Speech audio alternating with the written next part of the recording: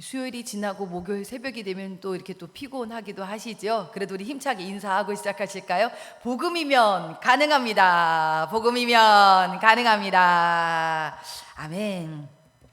로마서 10장요 이번 텀에는요 4절까지만 좀 살펴보고자 하는데요, 참 중요한 주제입니다. 그리스도인의 열심에 대한 부분인데요, 여러분 10장 1절에서 바울은요 하나님께 유대인들을 구원을 위해서 간절히 기도한다라고 이야기합니다.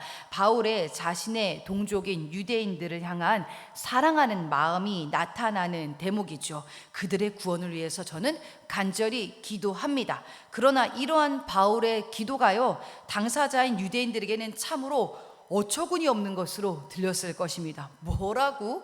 우리의 구원을 위해서 지금 기도를 한다고?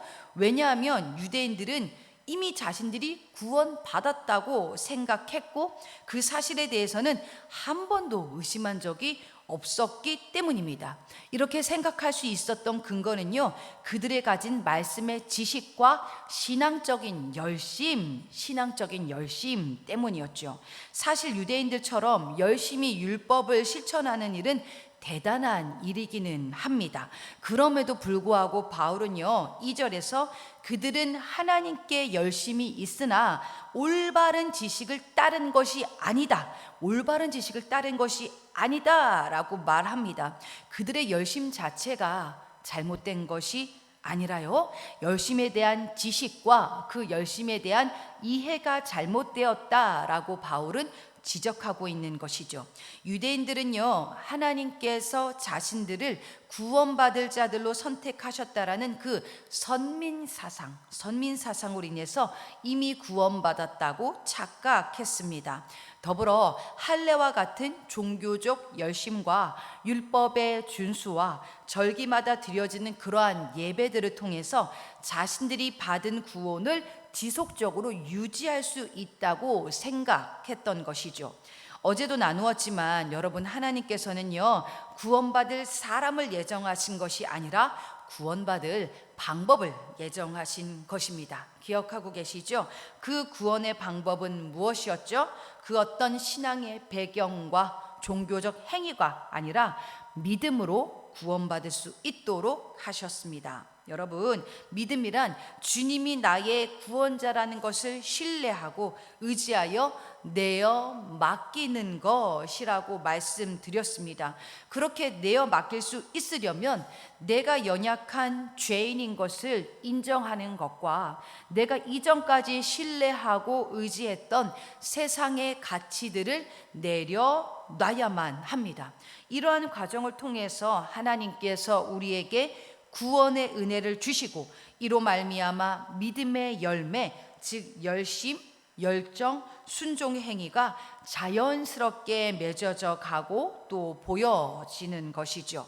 사람이 성령으로 충만하면 어떻습니까, 여러분? 막 그 기도의 자리 나가지 말라 해도 나가고 싶잖아요. 월요일날 우리 새벽 예배 좀 쉴게요. 가정에서 또 이렇게 한번 좀 쉼도 누려보십시오.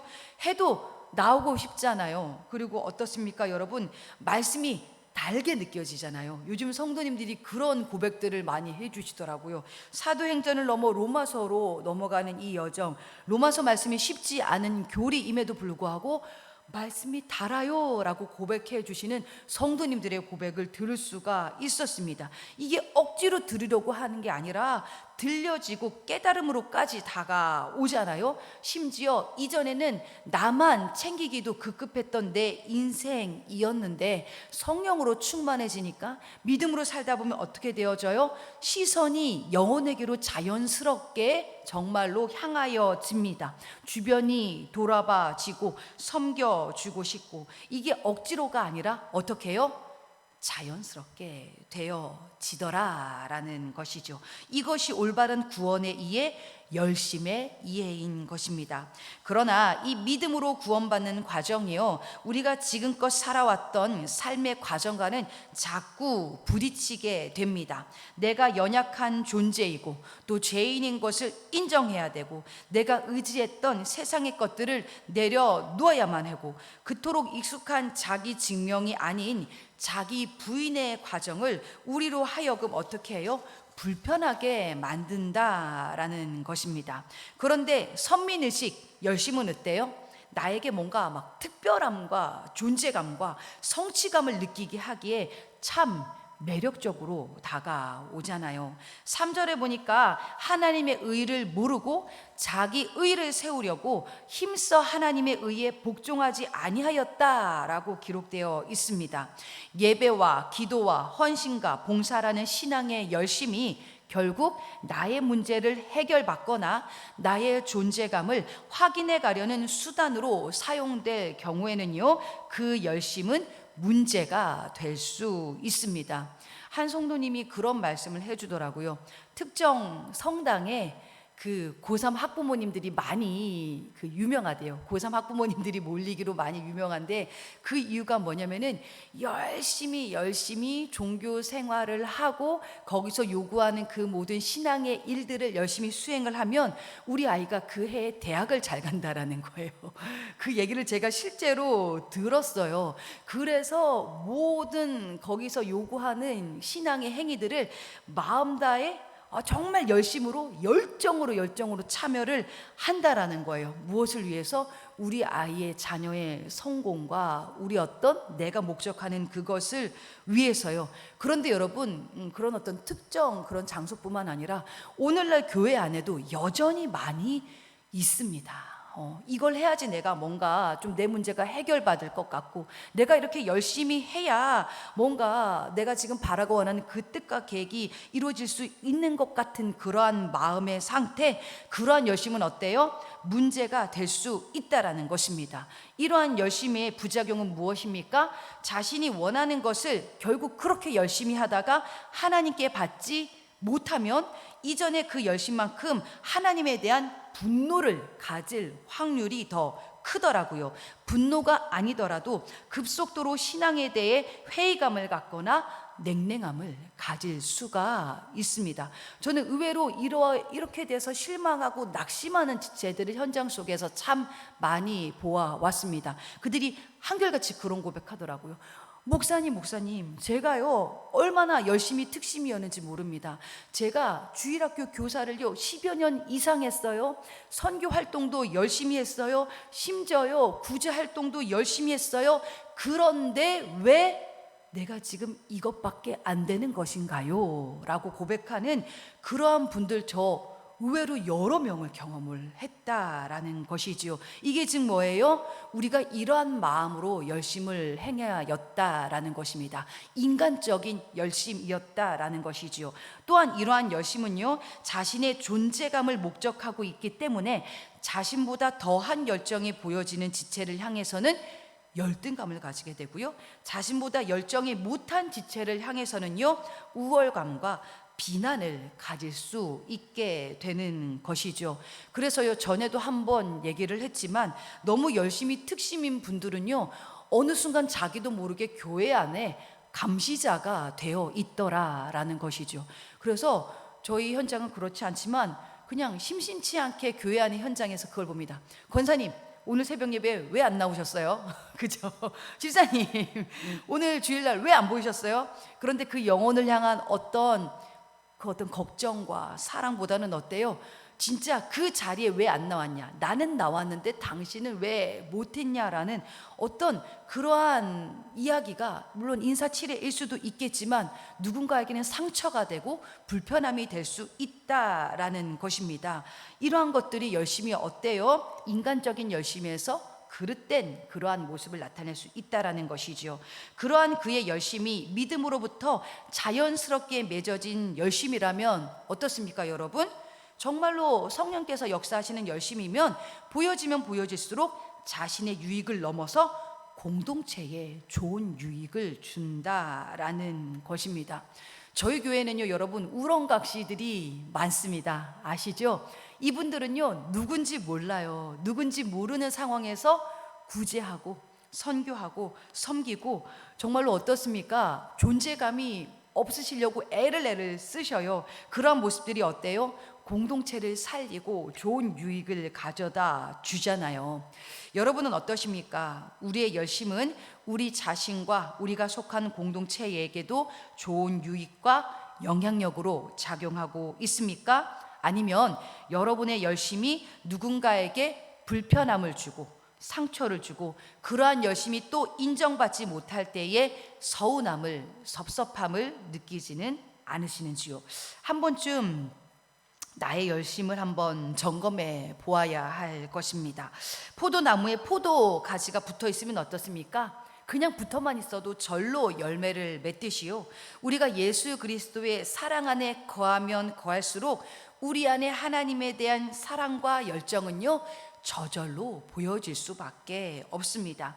그것이 하나님으로부터 온 열정, 열심이라면 그것을 어떻게 교회의 질서와 정서에 맞게 표현하고 또 절제해야 하는가를요, 거기에 대한 지혜를 꾸준히 구하며 나아가는 것이 진정한 열심, 열정에 대한 올바른 신앙적 접근과 태도다라는 것이지요.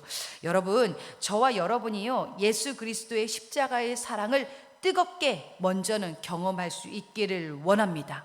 그래서요, 그 사랑으로요, 하나님과 이웃에 대한 사랑과 열정, 열심이 삶 속에서 온전히 보여지기를 진심으로 주님의 이름으로 축복합니다. 나의 열심이 누군가에게는 아픔과 상처가 되지 않기를.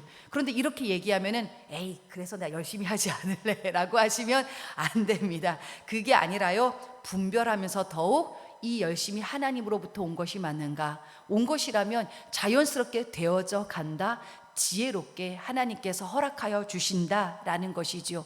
그렇기 때문에 열심을 내가 행하냐 마느냐의 문제가 아니라 오늘도 먼저는 그 사랑 안에 거하는 것이 중요하다. 주님께 잘 붙어 있는 우리 모두가 되어질 수 있기를 주님의 이름으로 축복합니다.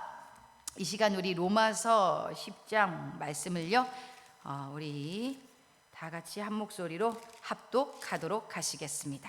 시작. 형제들아, 내 마음에 원하는 바와 하나님께 구하는 바는 이스라엘을 위함이니 곧 그들로 구원을 받게 함이라. 내가 증언하노니 그들이 하나님께 열심히 있으나 올바른 지식을 따른 것이 아니니라. 하나님의 의를 모르고 자기 의를 세우려고 힘써 하나님의 의에 복종하지 아니하였느니라. 그리스도는 모든 믿는 자에게 의를 이루기 위하여 율법의 마침이 되시니라. 모세가 기록하되 율법으로 말미암는 의를 행하는 사람은 그 의로 살리라 하였거니와 믿음으로 말미암는 의는 이같이 말하되 내 마음에 누가 하늘에 올라가겠느냐 하지 말라 하니 올라가겠느냐 함은 그리스도를 모셔 내리려는 것이요, 혹은 누가 무저갱에 내려가겠느냐 하지 말라 하니 내려가겠느냐 함은 그리스도를 죽은 자 가운데서 모셔 올리려는 것이라. 그러면 무엇을 말하느냐? 말씀이 내게 가까워 내 입에 있으며 내 마음에 있다 하였으니 곧 우리가 전파하는 믿음의 말씀이라. 내가 만일 내 입으로 예수를 주로 시인하며 또 하나님께서 그를 죽은 자 가운데서 살리신 것을 내 마음에 믿으면 구원을 받으리라. 사람이 마음으로 믿어 의에 이르고 입으로 시인하여 구원에 이르느니라. 성경에 이르되 누구든지 그를 믿는 자는 부끄러움을 당하지 아니하리라 하니 유대인이나 헬라인이나 차별이 없음이라. 한 분이신 주께서 모든 사람의 주가 되사 그를 부르는 모든 사람에게 부요하시도다. 누구든지 주의 이름을 부르는 자는 구원을 받으리라. 그런즉 그들이 믿지 아니하는 이를 어찌 부르리요? 듣지도 못한 이를 어찌 믿으리요? 전파하는 자가 없이 어찌 들으리요? 보내심을 받지 아니하였으면 어찌 전파하리요? 기록된 바 아름답도다 좋은 소식을 전하는 자들의 발이여 함과 같으니라. 그러나 그들이 다 복음을 순종하지 아니하였도다. 이사야가 이르되 주여 우리가 전한 것을 누가 믿었나이까 하였으니 그러므로 믿음은 들음에서 나며 들음은 그리스도의 말씀으로 말미암았느니라. 그러나 내가 말하노니 그들이 듣지 아니하였느냐? 그렇지 아니하니 그 소리가 온 땅에 퍼졌고 그 말씀이 땅끝까지 이르렀도다 하였느니라. 그러나 내가 말하노니 이스라엘이 알지 못하였느냐? 먼저 모세가 이르되 내가 백성 아닌 자로서 너희를 시기하게 하며 미련한 백성으로서 너희를 노엽게 하리라 하였고, 이사야는 매우 담대하여 내가 나를 찾지 아니한 자들에게 찾은 바 되고 내게 묻지 아니한 자들에게 나타났노라 말하였고, 이스라엘에 대하여 이르되 순종하지 아니하고 거슬러 말하는 백성에게 내가 종일 내 손을 벌렸노라 하였느니라. 아멘.